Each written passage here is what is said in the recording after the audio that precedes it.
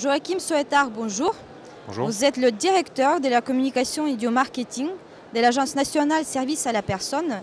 Donnez-nous 3 conseils pour bien communiquer dans les services à la personne. Alors c'est 3 conseils, mais 3 conseils modestes, vus du point de vue de l'Agence nationale des services à la personne, qui n'est pas ni productrice de services, ni évidemment consommatrice de services. Donc c'est un angle un peu disons, d'expertise bienveillante et encore une fois tout à fait modeste. Je ne suis pas là pour donner des leçons. Moi ce que je constate, c'est que si j'étais entrepreneur dans le secteur, il y a 3 choses auxquelles je serais attentif. La première chose, c'est bien connaître mon environnement concurrentiel. Vous avez une idée que vous pensez bonne, vous l'avez faite émerger, vous l'avez pensée.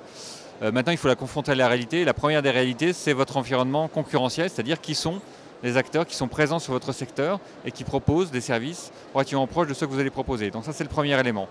Ça vous évitera une première erreur qui serait une sorte d'accident industriel. Ensuite, deuxième chose à faire, c'est qu'allez-vous dire ? Il ne s'agit pas de choisir les canaux et de se dire je vais faire des choses dans les boîtes aux lettres ou créer ma page Facebook, etc. Il faut d'abord réfléchir à ce qu'on va dire.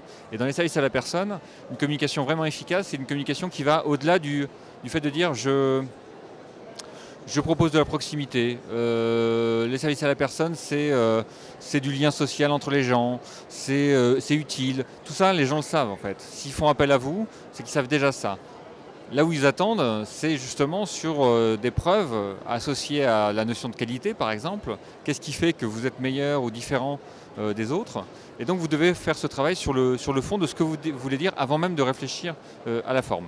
Et puis ensuite il y a la forme, et là effectivement il faut ne négliger aucun moyen. Alors peut-être que d'ailleurs les premiers moyens par exemple du jeune entrepreneur, c'est pas forcément uniquement du boitage dans les lettres ou dans les boîtes aux lettres ou le fait de convertir les commerçants de proximité, mais c'est peut-être de faire en sorte que ses premiers clients soient ses premiers ambassadeurs.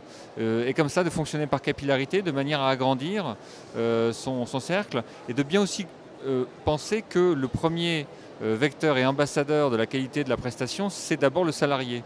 Et qu'un salarié qui ne serait pas convaincu de la qualité de ce qu'il donne au profit de l'entreprise, c'est quand même un petit problème. Donc il y a vraiment un travail aussi à faire pour associer au maximum les salariés dans cette démarche d'administration de la preuve. Joachim Soetard, merci beaucoup pour ces conseils. Je rappelle que vous êtes le directeur de la communication et du marketing de l'Agence nationale service à la personne. À bientôt. Merci.